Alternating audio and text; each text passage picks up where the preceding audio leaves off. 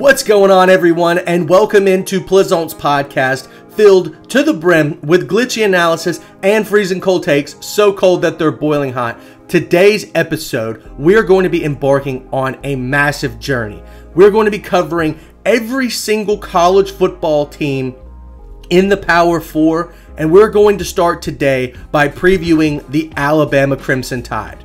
Let's talk about the obvious news first. Nick Saban retired, and Alabama replaced him with the old coach from Washington who just lost the college football playoff championship game, Kalen DeBoer. And his first actions was hiring the entire Indiana coaching staff from 2020. Well, maybe not the entire, but a good amount.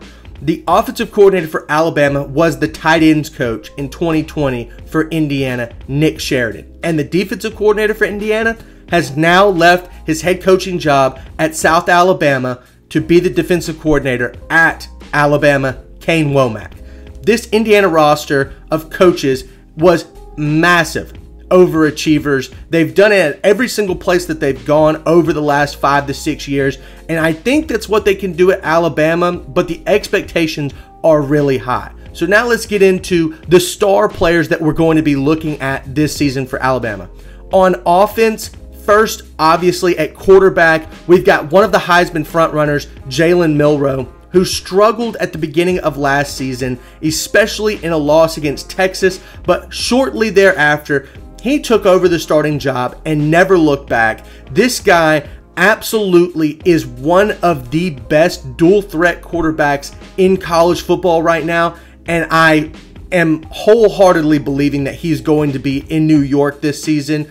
Alabama may not get to the college football playoff or the SEC championship game, but Jalen Milroe is going to have a great season. And if he's not, Alabama's going to be running the football, and they're going to be running the football beside that left side of the offensive line. We're talking about Parker Brailsford, the transfer from Washington who came with Kalen DeBoer, Caden Proctor, the left tackle, and Tyler Booker, probably the best left guard in all of college football and a first-round draft pick this upcoming NFL draft. On the defensive side of the ball, we've got LT Overton, a transfer from Texas A&M. Now, there's some talk that he might not be in the starting lineup, but I definitely think that he will be. This guy is going to be a game changer for Alabama, but most importantly, on this roster, Alabama has reestablished the old guard of having a top-tier middle linebacker and a first-round pick at safety. Malachi Moore is the free safety for this Alabama team, and Deontay Lawson is the middle linebacker for this team. Both extremely experienced guys with lots of star power, previous freshman All-American, preseason All-American, you name it, these guys have got the experience, the talent. This defense is going to look completely different from last year. So let's get into talking about the key losses and then the key additions to this team. Losing from this Alabama team, or going away from this Alabama team, most of the important players in the defensive back room, specifically first-round pick Terrion Arnold and second-round pick Kool-Aid McKinstry, the number 1 and number 2 corners last year for Alabama. Those are two massive losses. We'll have to see how Alabama replaces them in just a little bit. Next, we're talking about the pass rush. This Alabama defense took some major hits, but the most important, in my opinion, was first-round pick Dallas Turner. This guy wreaked havoc. He took the place of Will Anderson and really established what it meant to put pressure on the quarterback last year for Alabama.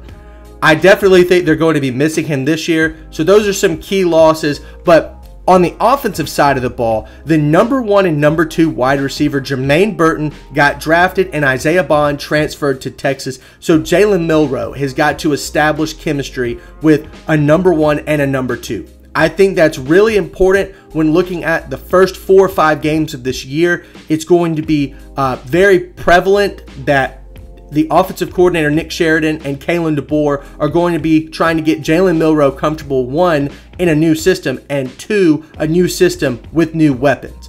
Let's look at the major gains, though, because this Crimson Tide team did bring in some real talent. For starters, I already mentioned him, Parker Brailsford, the center from Washington, preseason All-American. This guy is extremely experienced and knows how to lead an offensive line group. And when looking back at the Alabama offensive line last year, the center position was a major struggle, and it was very evident in the game versus Michigan. Next up, the biggest recruit from this last year's recruiting class was Ryan Williams, a 5-star. Alabama obviously known for their wide receiver talent, and I think this is the big next guy up. I think he'll probably be in the starting lineup to start the season and finish it. So keep a lookout for him. He is going to be a massive X factor for this offense. And then on the defensive side of the ball, Keon Sabb from Michigan, a strong safety. He's probably the biggest question mark in my opinion. Obviously, transferring from a national champion to this program is a massive upgrade. I don't know what we're going to see from him. I haven't watched a lot of his gameplay, but I think he could definitely be the impact player on the back end outside of Malachi Moore, and that's extremely important considering that Alabama lost 2 huge corners in the draft last season. Last but not least, Graham Nicholson, the kicker from Miami, Ohio, comes in to replace Alabama's best kicker of all time, Will Reichard. And for those who don't think that that's important, I tell you to go look back at games like the Game of the Century in 2011 or the Kick Six in 2013. Kicking, although it's not the most exciting thing in football, it matters. And getting the #1 kicker in the country to transfer to your school for one season, be it this season, is so unbelievably valuable. I don't think that a lot of people have been talking about that. So Graham Nicholson, the kicker from Miami, Ohio, is going to be definitely a guy to watch. He's got some big shoes to fill, but I definitely think that he's got the talent. Now, let's talk about a couple of storylines going into this season that aren't, the main ones. I think that this Alabama running back group is going to be a running back by committee.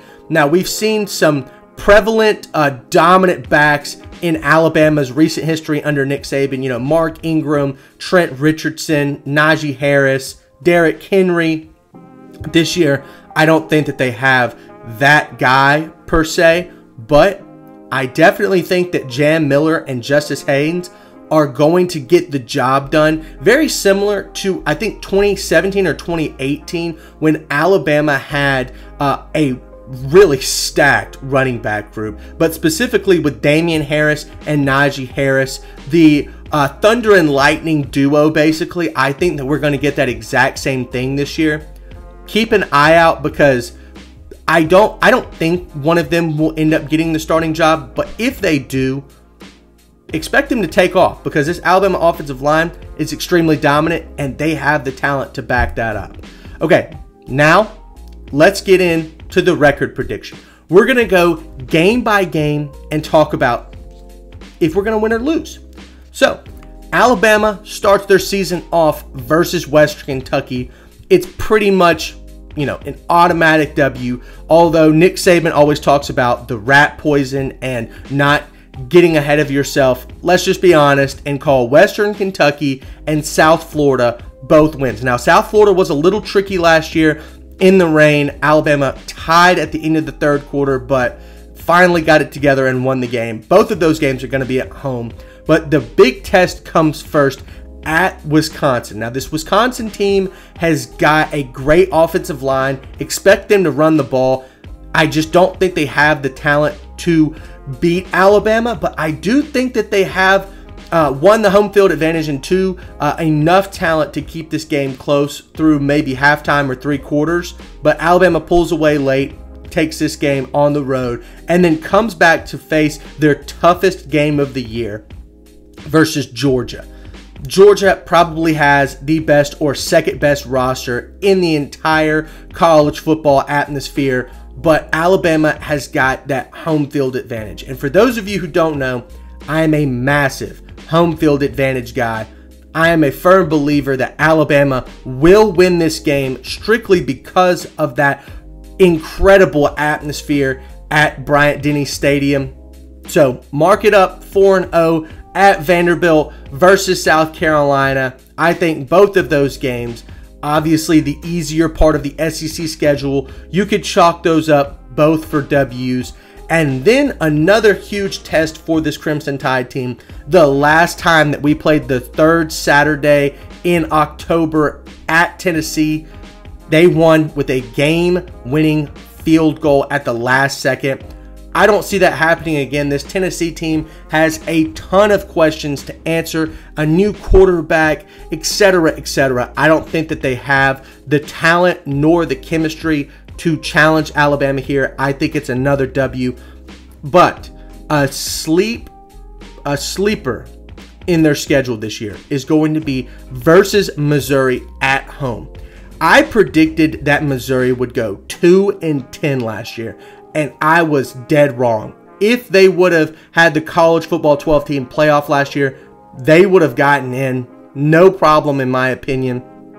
This was one of the best Missouri teams of all time, and I think they're going to carry that over.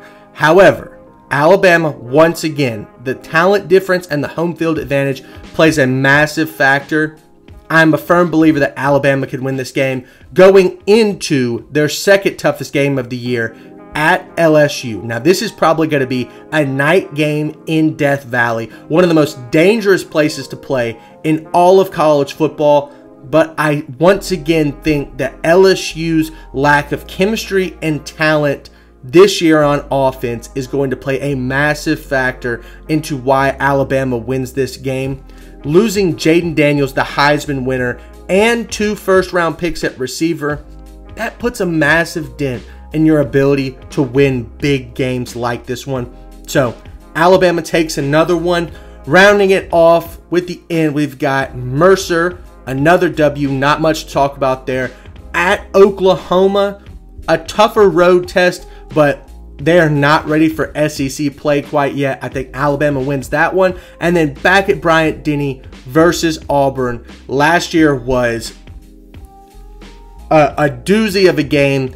Auburn comes off of a loss to New Mexico State and then comes in and almost beats Alabama in the Iron Bowl. It happens almost every other year, but this is a year where Alabama will dominate. If you look over the last 15 years, you know, Alabama has a close one versus Auburn, or Alabama loses versus Auburn, and then they come the very next year and curb stomps them. I definitely think that's going to be a repeat this year. I think Alabama, regardless of the record, which I think they're going to go 12-0, will be an SEC championship contender and definitely a college football playoff contender. Anything less than a 9-3 season, maybe 8-4, is a disappointment for where this team is at right now. Kalen DeBoer, yes, is a new coach, but this Alabama roster is stacked with talent, and he should be able to make it work. I can understand losing at LSU. I can understand losing to Georgia, but to lose another game on top of that, it would be a disappointment, to say the least. So that's our preview for Alabama football. Make sure you tune in. We're going to be doing every Power 4 team, like I said. Thanks so much for watching, and we'll see you next time.